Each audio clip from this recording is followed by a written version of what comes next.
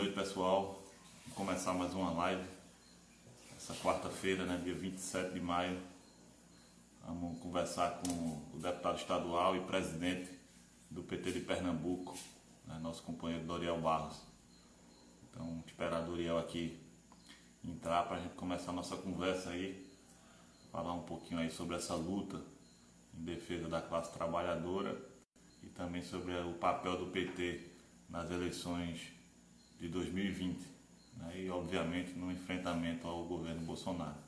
Então, deixa eu mandar um abraço para a Petrônia aí que está nos acompanhando, Marcos Leal, Brenda, enfim, todo mundo que está entrando aí. Estamos esperando aqui o nosso companheiro Doriel chegar para que a gente possa iniciar esse bate-papo.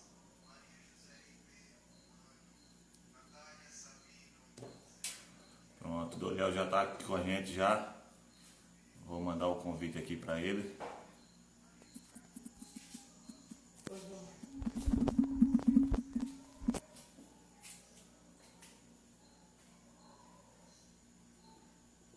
Vou mandar o convite agora, presidente.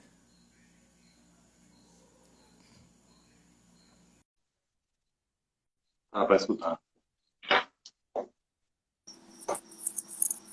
Fala, presidente. Ô, João, tudo bem? Tudo bem? Está me ouvindo bem? Estou te ouvindo bem. Está conseguindo me escutar também? Estou, tudo tranquilo, graças a Deus. Como é que tá as coisas por aí? Maravilha. Rapaz, estamos aí tentando vivenciar esse momento difícil, né?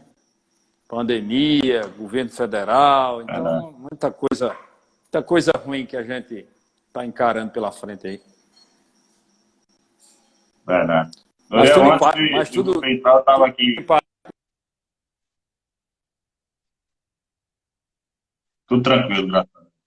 Com saúde é o que importa nesse momento, né? O resto a gente vai caminhando. É verdade, é verdade. Doriel, antes de tu entrar, eu estava falando aqui, né, que você é o deputado estadual, o quarto deputado estadual mais votado em Pernambuco, né, um agricultor familiar, já foi diretor da FETAP e agora também está com a missão de presidir o PT no estado de Pernambuco. E, obviamente, que a chegada na Alep tem uma história interessante, porque antes de você chegar lá na Alep, tinha um grande companheiro, que era o Manuel Santos, que era deputado e que representava aí os trabalhadores rurais, os agricultores da agricultura. Então, eu queria que tu falasse um pouquinho só do começo dessa trajetória, de como tem sido, né, essa batalha lá na Assembleia Legislativa de Pernambuco, sobretudo em defesa dos trabalhadores e trabalhadoras. Ô, João, primeiro agradecer aí a oportunidade, amigo, de poder estar nesse diálogo aí com você, né, abraçar todos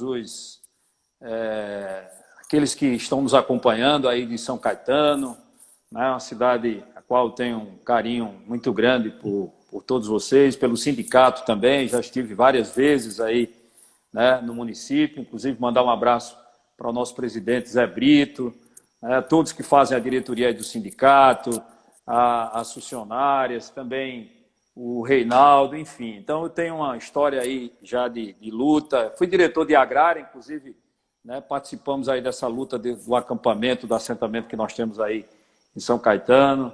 Né? Então, enfim, sempre que tenho oportunidade, tenho participado. Já encontrei você aí, foi numa reunião, numa assembleia do sindicato. Mas, como você perguntou, João, eu realmente tive a oportunidade de conviver com uma das figuras extraordinárias que já tive a oportunidade de conhecer e conviver, que foi o deputado Manuel Santos, né, que foi presidente da CONTAG, primeiro foi diretor do sindicato de Serra Talhada, depois presidente da CONTAG, num momento importante da vida política. Foi um dos caras que Lula chamou para aquele momento de transição, quando Lula foi eleito presidente do Brasil. Então, era uma pessoa muito respeitada e foi eleito pela primeira vez aqui na história de Pernambuco. Foi o primeiro deputado estadual trabalhador rural, né? Eu me orgulho, sou o segundo trabalhador rural, né? Manuel foi o primeiro e eu participei dessas duas. Manuel foi eleito, foi reeleito e eu participei dessas duas vitórias dele. Eu estava presidente da FETAP, como você falou, e coordenei a primeira campanha de Manuel como deputado estadual e a segunda também, vitoriosa. Infelizmente, depois Manuel faleceu, não conseguiu cumprir o segundo mandato. E, diante de tudo isso, aí, a FETAP decidiu que a gente queria manter uma representação na Assembleia Legislativa, né? A representação da classe trabalhadora, principalmente a agricultura familiar e os assalariados também, o campo, na verdade, como um todo. E me indicaram como esse nome para representar, e com a força do povo, dos trabalhadores, do movimento sindical, né, daquelas pessoas que confiaram, né, na nossa proposta. Eu fui o 4º deputado realmente mais votado no estado de Pernambuco e sou muito grato pela confiança dos pernambucanos e pernambucanas. E estamos lá, né, fazendo todo um esforço para poder representar, né, esse segmento tão importante e não decepcionar os nossos eleitores, aqueles que confiaram esse mandato para que a gente pudesse estar lá. Presidente, ontem eu tive uma conversa aqui com o Odaci Amorim, presidente do IPA, né? E aí a gente conversou um pouquinho também sobre a agricultura familiar, enfim. E eu bati um papo com ele, queria falar agora com você a respeito do PAA estadual, né, que é o Plano de Aquisição de Alimentos da Agricultura Familiar, que foi aprovado já na Legislatura de Pernambuco. E eu queria que você falasse um pouquinho para a gente sobre a importância desse projeto, sobretudo no momento que a gente vem vendo o governo federal atacando o PAA a nível federal. Então, assim, na minha visão, foi uma sensibilidade muito grande do Câmara de pleitear isso, né, de colocar isso em pauta. E, obviamente, eu queria que você desse uma opinião aí a respeito da importância desse PAA estadual, nesse momento tão difícil. João, você frisou uma coisa realmente importante. No momento que o governo federal ele começa a desmontar, né, todas as políticas públicas que foram implementadas pelo governo do presidente Lula, que possibilitou as pessoas ter oportunidade de ter 3 refeições por dia, né, de ter alimentos na sua mesa. E esse programa do PAA, que foi criado pelo presidente Lula, tinha realmente essa finalidade. E agora, nessa pandemia, ele teria um papel muito importante, já que a gente sabe que muitas pessoas passam dificuldades, porque mesmo esse valor de R$600, né, do auxílio emergencial, ele ainda não é suficiente, né? Você sabe, uma família grande, então termina esse valor não dando para você conseguir passar o mês com os alimentos para a família. Então, esse PAA, se a gente tivesse o programa do governo federal, porque o governo foi reduzindo recursos e praticamente acabou com o programa, senão agora a gente estava comprando alimentos da agricultura familiar e fazendo doações, fazendo cestas básicas para doar às pessoas carentes, seja na cidade, ou seja no campo. Mas praticamente com esse desmonte feito pelo governo federal em relação ao PAA, nós passamos a fazer um debate aqui no Estado, né? Inclusive, nosso mandato, desde o início, inclusive fiz indicações e requerimentos, pautamos a Secretaria de Agricultura e Desenvolvimento Agrário justamente com o objetivo de criar um PAA estadual.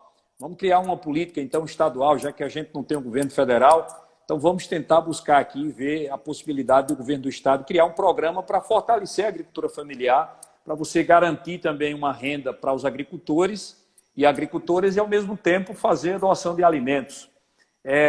Também tinha já feito uma audiência pública na Assembleia Legislativa, discutindo, inclusive,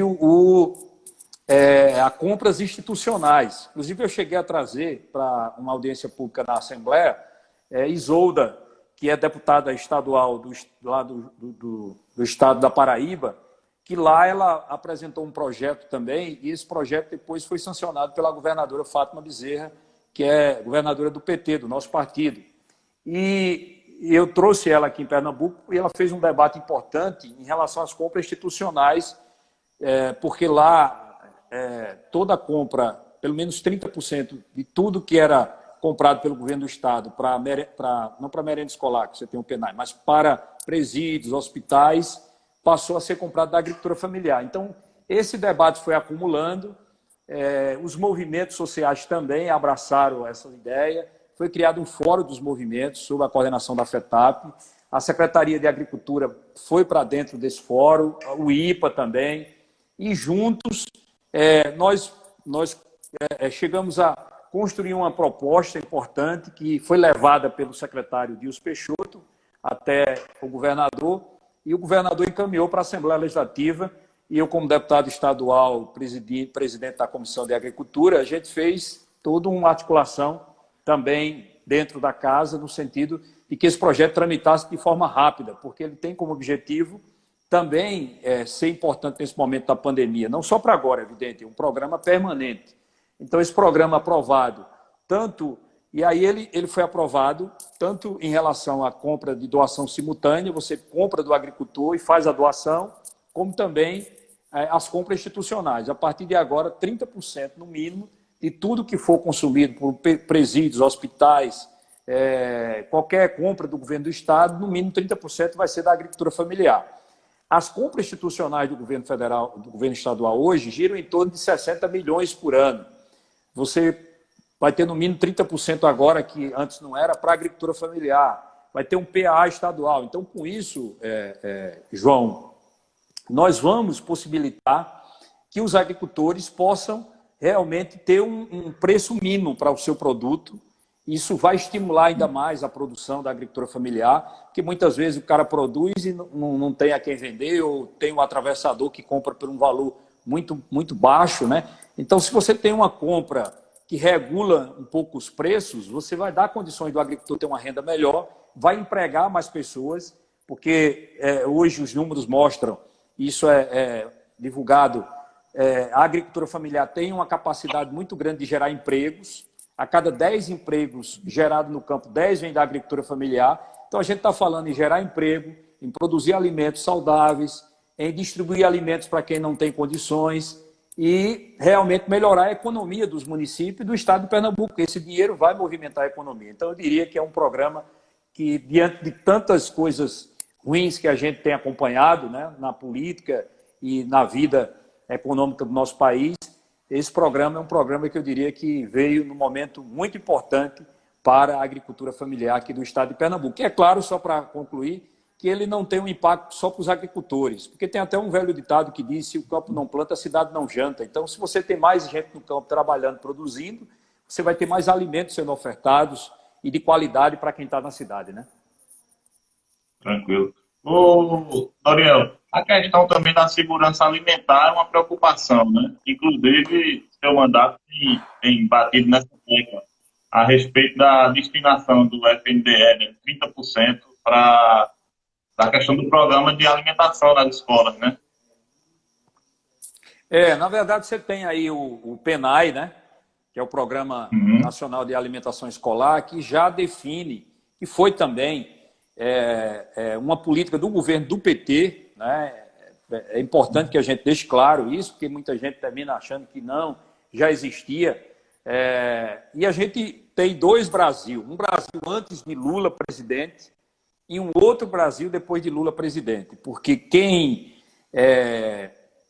viveu os períodos antes de Lula sabe como era a vida do povo brasileiro, não só dos trabalhadores, mas a sociedade como um todo, né? Você não tinha uma política de salário mínimo, você não tinha políticas estruturadoras que dessem possibilidade das pessoas poder viver com dignidade. Então, o PENAI, que é um programa que já define que as prefeituras elas têm a obrigação de comprar no mínimo 30% da merenda escolar da agricultura familiar, pode até ser 100%.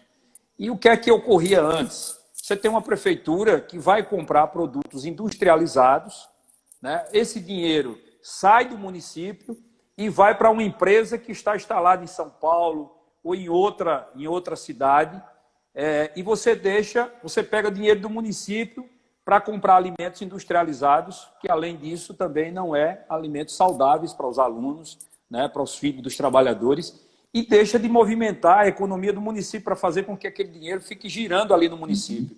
Se o prefeito compra do agricultor familiar, aquele dinheiro que a prefeitura injeta na agricultura familiar volta para o comércio, porque o agricultor vai comprar outros produtos no comércio, que vai para a prefeitura de novo e você faz com que a economia fique girando. Mas tem muitos prefeitos, João, que infelizmente nem estão comprando os 30%, e nós estamos, inclusive, fazendo um levantamento de quais são as prefeituras que estão comprando, as que não estão comprando, porque é lei. Então, se não comprar, nós temos que acionar o Ministério Público. Mas tem prefeituras também que compram muito mais que isso, 50%, porque você pode comprar até 100%. Então, nós estamos precisando ter realmente prefeitos, prefeitas com essa visão, com a visão de que ela precisa investir recursos no município, gerando emprego, gerando renda e melhorando a vida da sua gente. Então, é um programa importante que tem a ver com a segurança alimentar do nosso país, como você mesmo falou, porque há de não, se a gente não tivesse a agricultura familiar, como seria a vida do povo brasileiro? Porque tem outros países que não produzem alimentos, que têm que exportar praticamente tudo. O Brasil, as grandes empresas, o agronegócio produz para exportação, para vender aos outros países. A gente não exporta alimentos porque a agricultura familiar ela quase que garante 100% da alimentação. Ela chega a 70% a 80% de tudo que consumimos vem da agricultura familiar. Então, ela tem uma importância enorme, sem contar que são produtos, são produtos que estão sendo produzidos pelos agricultores e agricultoras familiares sem essa quantidade de agrotóxicos que são utilizadas, né, nos grandes empreendimentos, nas grandes fazendas que produzem aí alimentos para exportação. Deixa eu mandar um abraço aqui para todo mundo que está assistindo. Não dá para citar nominalmente todo mundo, mas os dois do PT de Bom Conselho, PT de Petrolina, o pessoal está entrando aí acompanhando a live. Ô, Doriel, eu queria pegar um gancho nessa questão. A gente está falando de segurança alimentar. Eu quero falar um pouquinho agora da outra segurança, né? Porque a gente sabe que é uma dificuldade muito grande do homem e da mulher do campo, a questão da segurança. E agora, nesse período de pandemia também, essa questão se agrava ainda mais. Então, como é que o mandato do deputado Doriel está lidando com essa situação? Tem sido cobrança constante ao governador Paulo Câmara no sentido de reforçar as patrulhas rurais? Veja, eu queria aproveitar também e mandar um abraço para duas grandes lideranças, que é daí da região, do Polo, inclusive o Adelso Freitas, que é o nosso diretor da FETAP, e o nosso prefeito do PT, Álvaro Marques, né, que é um prefeito que vem fazendo um trabalho importante aí em Itacaimbó. E, João, como você estava perguntando, na verdade, a questão da segurança pública é, sem dúvida, um dos grandes desafios que nós temos. Eu, durante todo o período que estive presidente da FETAP, diretor da FETAP, que andei todo esse estado de Pernambuco também, e os sindicatos sempre traziam para a pauta essa questão da segurança, né? Que é a questão de roubos, assaltos. Inclusive, a gente apresentou um projeto que foi aprovado da habilitação, que daqui a pouquinho a gente pode falar sobre ela, habilitação para os agricultores familiares, que tem a ver também com essa questão da segurança no campo. Mas eu digo para você que a gente tem um grande desafio em relação à segurança nas cidades do interior, especialmente também no campo, onde as pessoas reclamam mais porque está mais distante, né, dos policiais, que geralmente ficam mais na cidade. Mesmo assim, a quantidade muito limitada em cada cidade, a gente sabe disso.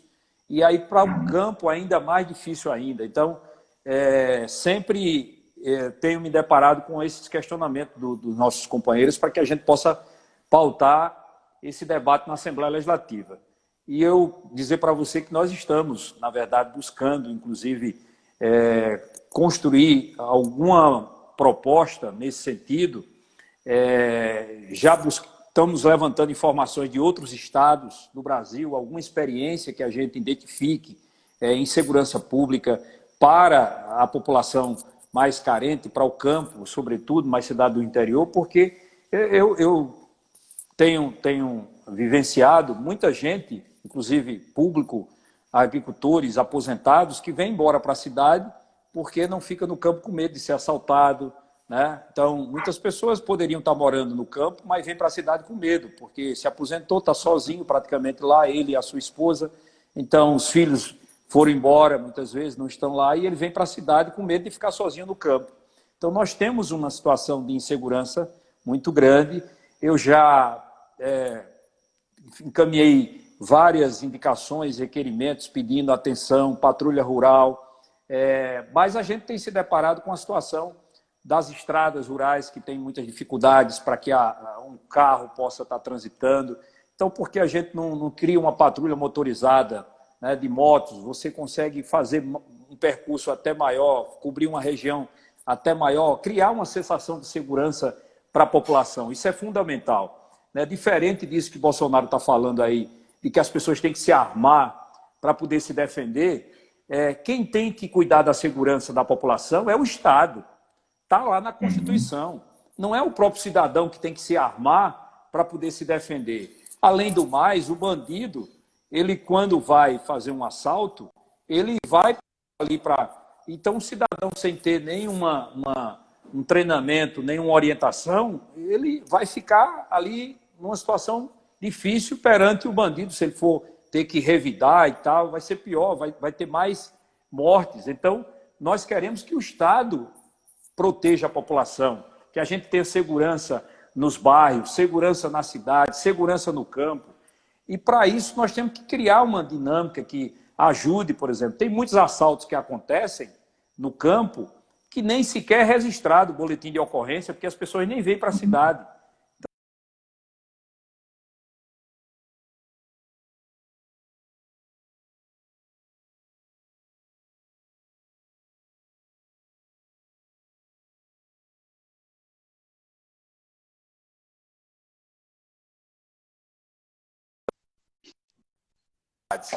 O Estado mapeia os bairros mais violentos. Como é que ele faz esse mapeamento? Com base no registro de ocorrência que está acontecendo naquele bairro. Se no campo acontece roubo, assaltos, e as pessoas não fazem registro de ocorrência, é como se naquela comunidade, naquela região ali, não houvesse violência, não houvesse roubo, assalto, essas coisas. Então, nós precisamos criar instrumentos que possam ajudar a população, e principalmente os trabalhadores, que muitos já têm internet no campo, então pode ser uma ferramenta que possa ajudar. Então nós estamos trabalhando em cima de uma proposta sobre essa questão da violência, do Estado se estruturar melhor para atender a população do interior do Estado de Pernambuco. Excelente. Ô, Doriel, eu queria falar, você citou rapidamente aí, mas eu queria falar um pouquinho mais sobre a CNH gratuita, né? Foi um projeto de sua autoria e que foi aprovado já na ALEP, né, na Assembleia Legislativa de Pernambuco, que garante a CNH gratuita para os agricultores e agricultoras, né, os trabalhadores rurais. Eu queria falar um pouquinho sobre esse projeto. O que é que ocorre, João? Você sabe que os agricultores trocaram o jumento pela moto, né? O cavalo pela moto. Hoje a gente tem moto em todo canto, né? Tem carro, tem moto. Graças às políticas também de inclusão do presidente Lula, as pessoas, eu gosto de frisar isso, por ser do PT, mas poder também as pessoas estar lembrando também, fazendo com que as pessoas saibam, lembrem, de que isso nunca... isso não era uma coisa que era sempre assim. Eu, por exemplo, sou um agricultor familiar e, quando jovem, não tinha a oportunidade de ter uma moto, né, de ter um carro, né, nem uma bicicleta nova. Meus pais tinham condições de comprar e a gente não tinha condições de comprar. Hoje você tem a oportunidade das pessoas terem condições de comprar uma moto, um carro, né, fruto das políticas que melhoraram a vida das pessoas. Então, muita gente hoje tem moto e tem carro, mas também tem muitas que têm moto e têm carro, mas não têm habilitação. E muitas dessas pessoas são trabalhadores rurais que usam a moto para trabalho, né, para poder produzir, para ir para a roça, para ir na cidade fazer uma compra. Muitos vão pelos varedos com medo da polícia estar lá e tomar a sua moto porque ele não está habilitado. Então, com base nessas informações dos próprios sindicatos que também nos pautaram isso, a FETAP, nós apresentamos esse projeto. O governo tem uma política de habilitação popular e não contemplou. Foi criada, que nós apresentamos, que já foi votado em primeira e segunda votação, está esperando a sanção do governador, vai incluir agora os agricultores e agricultoras familiares. E nós vamos querer, na verdade, que o Estado coloque orçamento para garantir que esses agricultores tenham acesso, porque é um investimento que o Estado vai fazer, não é um custo. Primeiro, eu acho que esse programa tem várias coisas que são importantes, que a gente tem que considerar. Primeiro, claro, garantir a dignidade das pessoas de poder entrar na cidade de maneira tranquila, né? Segundo, evitar acidentes, porque se você não está habilitado, você não tem noção de trânsito, não basta você estar na pista. Na zona rural mesmo, se você não sabe o que é mão contra mão, você está mais suscetível a ter acidentes, e a gente sabe a quantidade de acidentes que existe. Então, se a pessoa está habilitada, tem ideia das regras de trânsito, então você vai diminuir o número de acidentes, que é o que a gente imagina. Se diminui o número de acidentes, o governo do estado vai gastar menos no tratamento dessas pessoas, porque tratamento de pessoas que sofrem acidente de motos geralmente é muito mais grave, porque o acidente de moto você não tem proteção, proteção sua é o corpo, né? Então,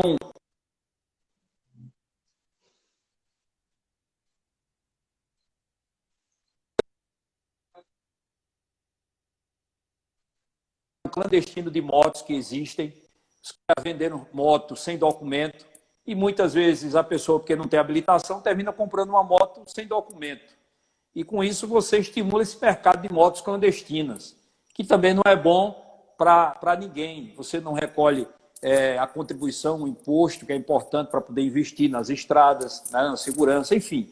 Então eu entendo que o Estado é uma política de investimento. Então, é por isso que nós aprovamos e vamos buscar dialogar com o governo do Estado, porque ela tem vários objetivos, essa proposta, além de garantir também a igualdade para que as mulheres também estejam habilitadas. Quantas mulheres jovens gostariam de estar habilitadas e não pode, porque muitas vezes não tem as condições de ter uma habilitação. O irmão até tem uma moto, mas ela nem pode andar na moto e ir para a cidade do irmão ou do pai, porque não tem habilitação, né? Então, a gente quer também garantir que as mulheres possam ter habilitação. Então, por isso que a gente apresentou, João Leal, essa proposta e que foi realmente aprovada por unanimidade pela Assembleia Legislativa.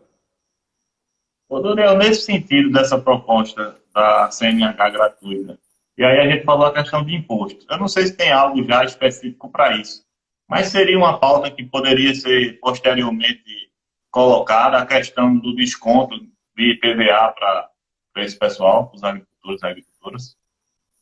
Claro, também nós temos que pensar maneiras de poder garantir as condições das pessoas andarem de maneira regularizada, de maneira em dias, né, com as suas obrigações, e muitas vezes o custo é muito alto.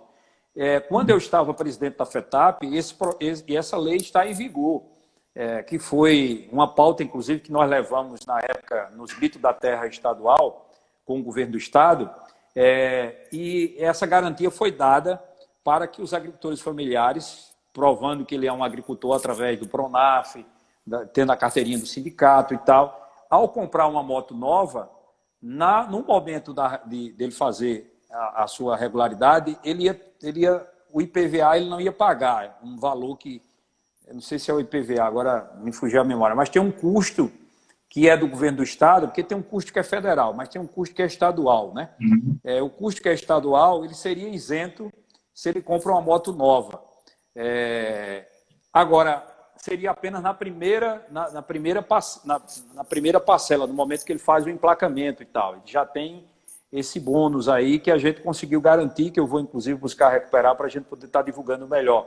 Agora, é claro que a gente tem que trazer um processo que ele possa ser anual, né? Que isso ajude e estimule. Porque se a gente tem aí uma grande quantidade de pessoas que podem não estar pagando o IPVA, se o governo subsidiasse esse IPVA 50%, se não dá para isentar totalmente, mais 50%, o governo vai arrecadar mais do que se ele mantém esse valor alto né, que termina as pessoas não tendo condições de pagar. Então, o governo precisa pensar em maneiras de subsidiar os agricultores para tanto ele também se beneficiar, o governo, como ele também beneficiar os agricultores e estimular, inclusive, né, a regularidade de cada pessoa com seu patrimônio, que é um bem que o agricultor tem, que é a moto, né? Então, é importante que ele esteja com esse bem que é dele, regular, é importante para ele também, né? Eu acho que ninguém quer ter uma moto irregular, né? Só tem porque muitas vezes tem dificuldades. Porque quem tem um bem vai querer estar com aquele bem irregular, né? Pelo menos é isso que eu imagino e é isso que eu faço com o meu bem. Eu busco regularizar ele para ele não ficar de maneira que eu possa perder em qualquer oportunidade, porque eu não paguei um PVA, ser recolhido e aí ter que, muitas vezes, perco minha moto ou perco meu carro, né? Verdade. Eu quero mandar um abraço aqui para nosso companheiro Dione, companheiro Perto, Jaime Amorim, nosso companheiro do MST aqui. Abraço aí para o MST também. Todos os companheiros. Eu queria falar um pouquinho a respeito dessa questão, não só do MST, né, mas dessa questão que eu estava falando com o Daci ontem, e a questão dessa distribuição tão desigual de terra que a gente tem no nosso país. Né? E aqui em Pernambuco, obviamente, não é diferente. Né? Muita gente com uma concentração de terra muito grande, e às vezes um agricultor que tem uma produtividade boa, ele não tem um espaço para abranger essa sua produtividade. Como é que a gente faz, Duriel, para vencer esse desafio, ter uma distribuição mais igualitária nesse sentido? Veja, duas coisas. A população se mobilizando, conscientizando de que a reforma agrária é fundamental para a gente poder fazer inclusão social, para a gente poder ter desenvolvimento no nosso país, geração de renda, produzir alimentos cada vez mais para o nosso povo e tal. A população tem que se conscientizar de que a reforma agrária não é uma política de tomar terra das pessoas. Não é isso. Né? A reforma agrária é uma política que você distribui a terra que não está cumprindo a sua função social para que ela possa cumprir aquilo que está na Constituição, que é produzir. A terra é para a produção de alimentos. A terra não é para especulação. E o que é que a gente tem aí na maioria de terras? Terras usadas para especulação. O cara tem milhões de hectares de terras que não é utilizada, que está ali sem cumprir a função, como para especulação apenas. Enquanto isso, você tem uma quantidade grande de pessoas que estão ali à margem da sociedade, sofrendo, né, porque não tem um pedaço de terra para produzir alimentos, para viver com dignidade. Então, isso é injusto. A gente não pode conviver com a sociedade dessa forma, né? Então, a população tem que se mobilizar e a gente tem que conscientizar a população que a política de reforma agrária ela é importante para todo mundo, para aquele que está assentado, que vai ser assentado, mas para aquele que não é também, porque vai produzir alimentos. Mas a segunda coisa que a gente tem que fazer é mudar esse governo que está aí, sabe? Bom, com esse governo que está aí, nós não temos condições nenhuma de avançar na reforma agrária. Primeiro, porque o governo claramente tem falado que não acredita na reforma agrária e que está do lado dos grileiros, né? Está do lado daqueles que usam a terra para especulação, não para produção. Ele tem manifestado isso. Então, esse governo é um governo que não representa essa necessidade da gente ter uma política de reforma agrária no nosso país. Se tu andar nesse estado e no país todo, você vai ver um monte de assentamentos que estão lá abandonados hoje pelo INCRA. Os acampamentos não tem mais nenhum olhar do INCRA, do Estado, né? Enfim, as pessoas são tratadas como marginais, que é isso que ele tem afirmado, né? Que o MST, que os movimentos sem terra são marginais. Essas pessoas são simplesmente cidadãos, trabalhadores que querem um pedaço de terra para produzir, né? Se a gente vai em alguns assentamentos, a gente vê a produção que essas pessoas têm feito, quanto é importante. O MST mesmo tem feito um trabalho importante em relação a isso. Quando chega num momento como esse, quem está fazendo trabalho de marmita solidária, de cestas básicas para doar à população, é o MST, é a FETAP, é os movimentos sociais que estão indo lá nas parcelas, pedindo a esses trabalhadores que doem macaxeira, né, batata, para poder fazer cesta básica para poder doar às pessoas carentes. Então, nós estamos falando dessa gente trabalhadora que estão lá na terra produzindo. Então, hoje o INCRA está praticamente sucateado, João, não tem uma política nenhuma de acompanhamento mais, os assentamentos estão praticamente abandonados, né, pelo governo federal. Então, eu não vejo perspectiva nenhuma da gente avançar na reforma agrária com esse governo que está aí. Nós vamos ter que fazer um movimento de eleger um presidente que possa olhar para essa política e entender que ela é importante para o Brasil, para dar condições da gente poder, quanto nação, se firmar como um país importante que trata o seu povo com respeito, com dignidade, porque é isso que está faltando no nosso Brasil e é isso que a gente não tem desse presidente que está aí. Aproveitando essa deixa, Daniel, queria falar um pouquinho a respeito disso, né, dessa resistência que nós, enquanto Partido dos Trabalhadores, temos feito, você na Assembleia, junto com os companheiros de partido, o nosso deputado Carlos Vera, lá em Brasília, também tem feito. E o desafio que você está tendo nesse momento de presidir o Partido dos Trabalhadores de Pernambuco, nesse período, contra um governo tão perverso, um governo tão antipovo e que ataca tanto o trabalhador e a trabalhadora. Então, como é que a gente vai conseguir construir esse novo momento do PT, esse novo momento desse bloco de oposição que a gente espera que aconteça, para que a gente possa, enfim, retornar ao poder o quanto antes, um projeto de poder popular, como você falou. E a gente espera, obviamente, que tenha um afastamento do Bolsonaro, porque ele já cometeu crimes de responsabilidade, aliás, comete diariamente crimes de responsabilidade, e a gente espera que a gente não tenha que esperar até 2022, que ele saia o quanto antes. Mas eu queria saber que você falasse um pouquinho sobre esse desafio, que está à frente do PT nesse momento tão importante. Veja, João, nós já estamos construindo esse novo tempo, né? Eu tenho muita esperança de que o Brasil vai voltar a ser feliz de novo, né? Nosso povo vai passar a voltar a ter aquelas expectativas de que chegasse o final do ano, quanto era que o salário mínimo ia aumentar. Sempre essa expectativa sempre tinha com o governo de Lula e tantas outras políticas, né? Você lembra que a gente falava de um salário mínimo chegar a $100 antigamente. A gente passou de $300 o salário mínimo e tal, enfim. Então, eu tenho muita esperança, apesar de todas as dificuldades que a gente está vivendo, de que nós vamos chegar a esse novo momento, né? Essa tempestade vai passar, né? Esse mal vai passar. É claro que nós também não podemos esperar de braços cruzados, sentados, achando que vai passar e eu vou esperar passar. Eu tenho que contribuir para ajudar que isso passe, e passe de maneira mais rápida possível.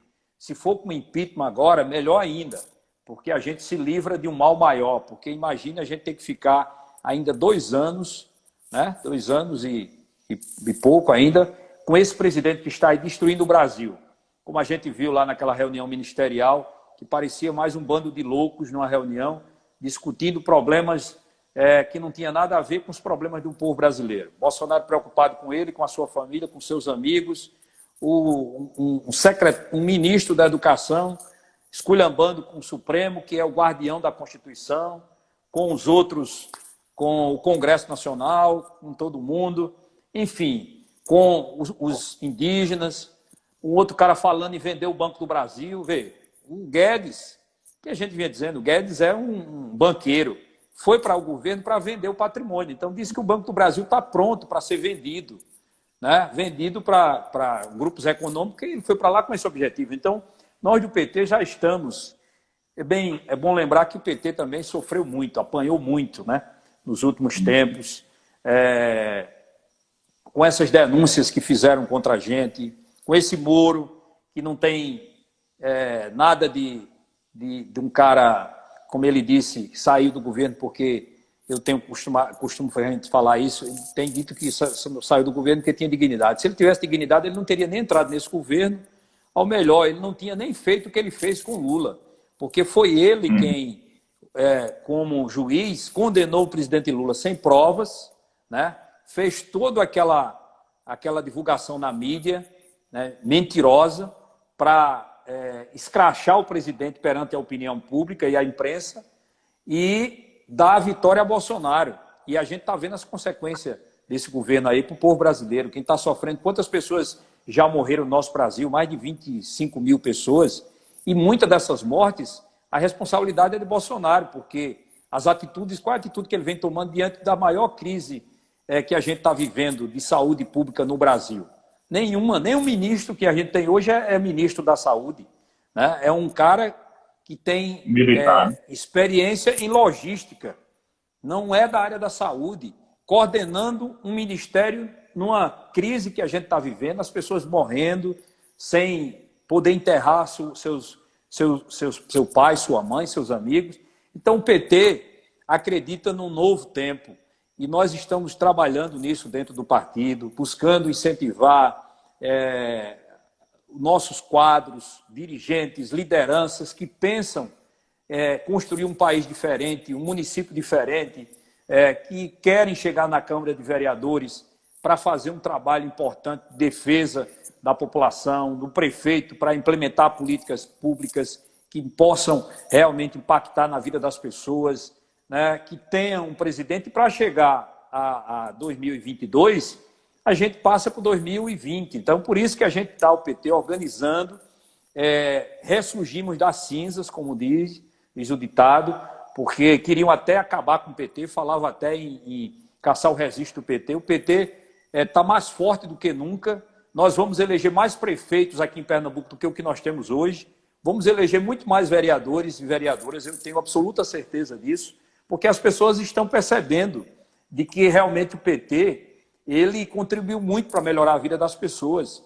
E foi durante esse tempo que a gente teve aí com esse governo Bolsonaro que as pessoas estão percebendo o quanto o PT é um partido que tem compromisso com as causas sociais, com os mais pobres, com as pessoas que mais precisam. Basta lembrar o auxílio emergencial agora, que Bolsonaro queria dar R$200, né? Hoje a gente está com 600. Quem foi que propôs no Congresso um salário mínimo? Foi o PT e junto com os partidos de esquerda, nós conseguimos pelo menos garantir R$600, porque se dependesse de Bolsonaro, era R$200. Para que dava R$200? E o PT pode olhar todas as políticas que foram construídas, que deram dignidade, mais condições das pessoas poderem viver bem, mais direitos, está lá o Partido dos Trabalhadores. O Partido dos Trabalhadores sempre esteve na trincheira de luta em defesa dos mais pobres, daqueles que mais precisam. Também não podia ser diferente, porque o PT, como você sabe, nasceu no chão da fábrica, né, que foi, inclusive, fundado pelo melhor e maior presidente da história desse país até hoje, que foi o nosso querido Luiz Inácio Lula da Silva, que com muito orgulho é pernambucano como nós somos. Verdade. Eu achei interessante. E você falou do auxílio emergencial e ontem a gente teve um projeto da Benedita, né, que é o auxílio emergencial para a cultura, né? A lei emergencial de cultura. Vale registrar também que foi aprovada ontem na Câmara, que é um projeto da Benedita, né? Nossa deputada lá do Rio de Janeiro, deputada do PT. Eu espero que ele não vete, viu, João? Porque ele vetou Bolsonaro. É bom que os agricultores e pescadores saibam disso e devem estar sabendo. O Congresso Nacional votou o auxílio emergencial para os agricultores familiares e ele vetou, né? Vetou esse apoio. Então, é um governo, na verdade, que não tem compromisso nenhum realmente com os trabalhadores, não. Isso está demonstrado nas suas atitudes, nas falas e no comportamento. Verdade. Ontem eu assisti uma entrevista falando desse contexto que a gente acabou caindo, né? O PT acabou caindo. Na entrevista do William Bonner, né? E ele falando que não pode mais tomar um café, não pode frequentar lugares públicos porque geralmente é hostilizado. E, obviamente, que a gente se solidariza com essa situação, que a gente não quer isso para ninguém, mas eu fazia uma análise naquele momento que a Globo foi quem construiu esse clima de ódio no nosso país. Desde a presidente Dilma, né, quando apoiou o golpe, até agora que o Bolsonaro é uma cria da Globo e também do Sérgio Moro, como o senhor bem frisou. Então, assim, eu acho que a gente tem um papel muito importante, né, sobretudo nas eleições de 2020, e esse discurso, essa fala do senhor, eu tenho repetido ela cotidianamente aqui em São Caetano, e eu tenho dito às pessoas, olha, não adianta a gente, agora em 2020, acompanhar candidatos que são alinhados ao governo Bolsonaro, essa turma que está aí, e quando chegar lá em 2022, a gente tentar tirar o Bolsonaro do poder, porque a gente vai acabar enfraquecendo o projeto popular de Brasil que a gente sonha, né? O projeto de sociedade que a gente tentou implementar no Brasil e tivemos esse, né, nos 12, 13 anos que tivemos à frente do governo federal. Então, Doriano, no sentido de falar um pouquinho de eleição agora, né? A gente tem alguns quadros em Pernambuco, né? Em Serra Talhada, eu acho que é a Márcia, né, a secretária do governo que está se colocando como candidata. Tem Álvaro, que você falou, e eu tive conversando com ele aqui segunda-feira, é candidato à reeleição. Tem Luiz Haroldo em Águas Belas. Enfim, tem alguns prefeitos de mandato, né? Acho que a Sandra em Calumbi, né? Isso. Enfim, qual é a previsão do PT nesse momento aqui em Pernambuco, de eleger prefeitos? Como é que está sendo feito esse trabalho de base, no sentido de fomentar essas candidaturas? Veja, você sabe que teve aí vários prazos, né, inclusive para filiação de quem iria concorrer. Nós buscamos também trabalhar bem esse movimento de filiar quadros importantes no nosso partido. Muitos procuraram também filiar o nosso partido. Temos vários nomes bons que estão realmente dispostos a participar desse debate majoritário, com candidatura a prefeito, a vice, além desses municípios que você falou aí, né, que tem o processo da reeleição. Nós temos vários outros municípios que estão, inclusive, buscando ocupar também esses espaços para que a gente possa contribuir para melhorar a vida das pessoas, porque a política ela é um instrumento importante. Nós não podemos condenar a política, né? Porque toda decisão vem da política. Então, se eu falo, se eu não acho que fulano não presta, eu tenho que encontrar alguém que eu, de fato, simpatize, que acredite naquela proposta, ou senão eu me lance também, né? Me coloque também à disposição para que as pessoas possam escolher quem que quer que represente. Então, nós temos tanto quadros que já têm disputado eleições, que estão participando, que vão para a reeleição, como quadros que estão vindo também para disputar agora, que tem se apresentado, inclusive a São Caetano, né? Você, como um quadro do PT, está colocando a sua candidatura aí a município, como outro município também com pessoas jovens, por exemplo, lá em Bom Conselho, nós temos o companheiro Givaldo, porque a política tem que ser um conjunto de pessoas que junte a experiência com o vigor da juventude, e o PT é um partido que tem essa capacidade muito grande de trazer a militância, né? É um partido que nenhum outro partido aqui tem a militância que o PT tem, essa coisa da participação. Então, isso tem trazido muita gente boa, muita gente jovem, né? Como eu estava falando, você que é um cara jovem, eu já estou de cabelo branco, você está aí ainda com cabelo preto ainda, está jovem. Aí tem Givaldo lá em Bom Conselho também, que é um quadro importante, que vem também para uma disputa majoritária, além de outros municípios que a gente tem aí pessoas que estão se colocando. E o PT está buscando organizar, nós estamos fechando o mapa estadual, né, essas pré-candidaturas que estão sendo colocadas, de vereadores, de vice-prefeito e prefeito. Estamos num diálogo com a Nacional também, criamos um GPE estadual que faz o processo de acompanhamento e de levantamento. Temos conversado com alguns municípios, mais com GTE local, onde tem algumas dificuldades para a gente buscar ajudar a construir. Então, o partido está buscando realmente fazer esse trabalho.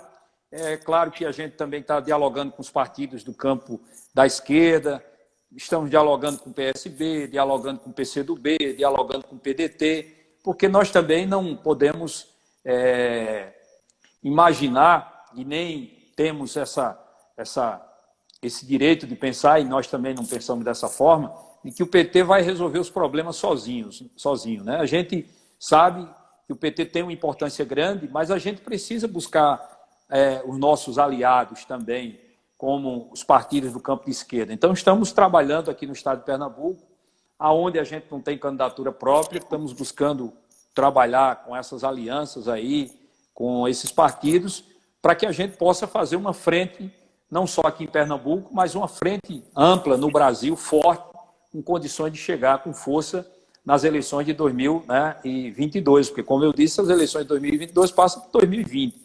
E você falou aí muito corretamente. As pessoas precisam saber disso. Não dá para eu dizer, não, chegar lá em 2022, eu voto em Lula para presidente, mas agora, para prefeito, eu voto num prefeito que é contra aquilo que Lula defende. Então, quando chegar na eleição, vai estar o prefeito usando a máquina pública que tu elegesse ele para fazer campanha para outro candidato contra o candidato a presidente que tu vota. Então, você vai estar votando agora para derrotar o seu candidato a presidente, porque se eu sou um eleitor de Lula, eu tenho que votar agora em alguém que possa ajudar a mim também, que vou votar nele em 2022, para se tornar presidente ou em outro do campo da esquerda. Mas se eu digo lá em 2022 eu vou votar, mas agora eu voto no vereador, voto no prefeito contrário, eu vou estar fortalecendo o Bolsonaro e essa turma dele, que vai chegar em 2022 com a força de muitos prefeitos ou de vereadores que vão estar lá buscando defender voto para esse que não é o teu candidato. Então, eu acho que a população precisa se orientar e saber que essa eleição desse ano é uma eleição muito importante. Vamos ver o que é que está em jogo. Você está vendo que a democracia corre risco, né, muito grande. Você imagina se a gente tiver um golpe de Estado aí dado por esse maluco desse presidente Bolsonaro, as consequências para todo o povo brasileiro serão as piores possíveis, né? Quem viveu na época da ditadura sabe que foi a época da ditadura. A gente não poderia nem estar fazendo essa live aqui, né? Não poderia estar tendo reunião, fecha tudo, as pessoas eram monitoradas 24 horas. É isso que a gente quer? Então, eu acho que a gente não quer voltar ao passado, aquilo que a gente já viu que não era certo, que não era uma coisa... Quantas pessoas morreram, torturadas, assassinadas? Então, eu espero que não seja isso que a gente quer. E esse presidente que está aí, já está claro. Eu fico me perguntando, João, como ainda tem pessoas que defendem Bolsonaro. Porque se o cara não defende o que é mais precioso para cada um de nós, é a vida.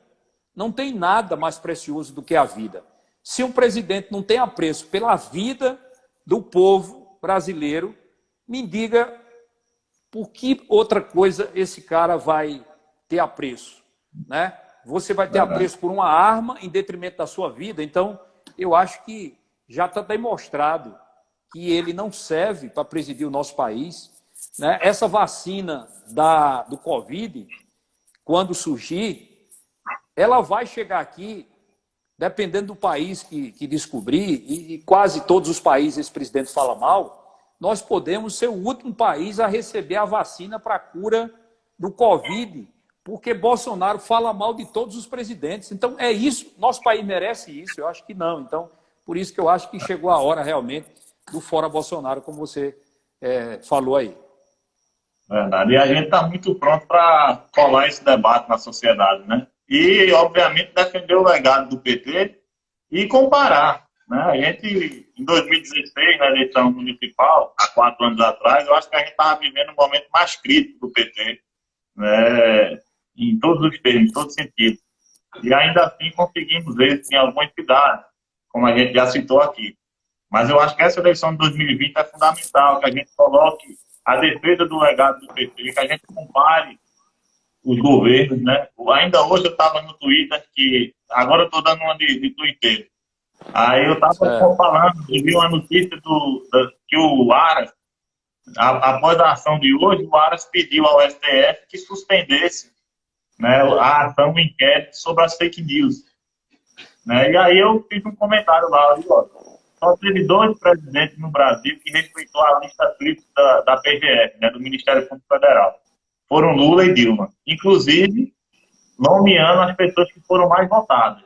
Nem Fernando Henrique, nem o Temer, nem o Bolsonaro fizeram isso. Então aí colocam na gente uma pecha de corrupção, mas quando a gente vai olhar na prática, nós somos um partido que demos autonomia às instituições, né, que fortalecemos os mecanismos de combate à corrupção. Então a gente não tem que ter vergonha, né? A gente tem que colar esse debate e defender o legado que a gente deixou para esse país.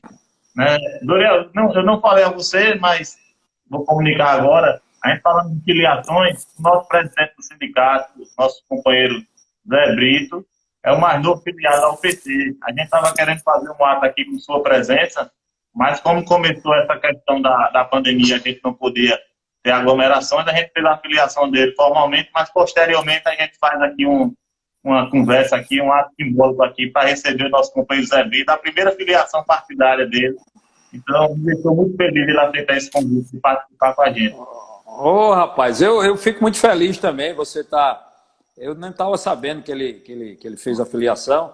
Seu Zé Brito é um companheiro realmente lutador. O sindicato, né, tem feito um trabalho muito importante aí em defesa dos trabalhadores. Da Previdência, foi uma luta grande, que você sabe que o Bolsonaro queria acabar com a aposentadoria dos trabalhadores rurais. E o sindicato, seu Zé Brito, como presidente, foi um guerreiro aí nessa luta. Eu acompanhei, percebi. Então, acho que o PT está muito bem servido aí, e eu acho que seja muito bem-vindo aí o partido, seu Zé Brito, e tenho certeza que você vai contribuir muito. Inclusive, na reforma da Previdência, nós tivemos uma grande audiência pública, né? Eu fui com os companheiros aqui do sindicato lá em Itacaimbó, naquela quadra lá, você está presente, a gente fez um grande ato lá, e a gente conseguiu, através da pressão popular e da atuação dos nossos deputados, diminuir aquilo que seria ainda pior, né? A reforma é muito ruim, mas poderia ter sido muito pior, sobretudo para o homem do campo e para a mulher do campo. Doriel, estamos chegando no finalzinho, porque o Instagram limita só 1 hora de live, então a gente tem aí 2 minutinhos. Então eu queria que você deixasse uma mensagem para o povo de São Caetano, para o povo de Pernambuco e o povo brasileiro aqui. João Leal, amigo, primeiro te agradecer novamente pela oportunidade que você me deu aí de poder estar conversando com você e com aqueles que estão nos acompanhando. Parabenizar você pelo trabalho que você vem fazendo. Mandar um abraço aí a todos os companheiros de São Caetano, da região. Né, dizer que estamos lá na Assembleia Legislativa na luta para defender os pernambucanos e pernambucanas, principalmente nesse momento do Covid. Pedir que as pessoas fiquem em casa. Né, é importante porque nós não temos vacina, não temos remédio. O único remédio é o isolamento social. Então é fundamental, porque a vida está em primeiro lugar. E quem tiver que sair por necessidade mesmo, usa máscara, mas a gente precisa ter cuidado, porque esse vírus começa a vir para o interior do estado e uma pesquisa mostrou que as pessoas que estão nas pequenas cidades, o índice de mortes é muito maior do que nas grandes cidades devido à falta de estrutura. Então vamos cuidar daquilo que é mais precioso, da nossa vida, da vida dos nossos amigos, do nosso irmão, da nossa família. Então, João, um abraço a todos. E dizer que o PT está mais firme do que nunca, vamos continuar trabalhando, tenho muito orgulho do presidente Lula e vamos continuar aí e vamos fazer aí um debate esse ano muito importante para que a gente possa elevar cada vez mais esse partido que é tão importante para o povo brasileiro. Muito obrigado pela oportunidade, amigo. Eu te agradeço a disponibilidade de fazer esse papo com a gente e logo que isso tudo passar, a gente vai poder fazer a política do jeito que a gente gosta, né? Sair da parte virtual e ir para o lado do povo, se Deus quiser. É verdade. Um abraço, valeu. Muito obrigado.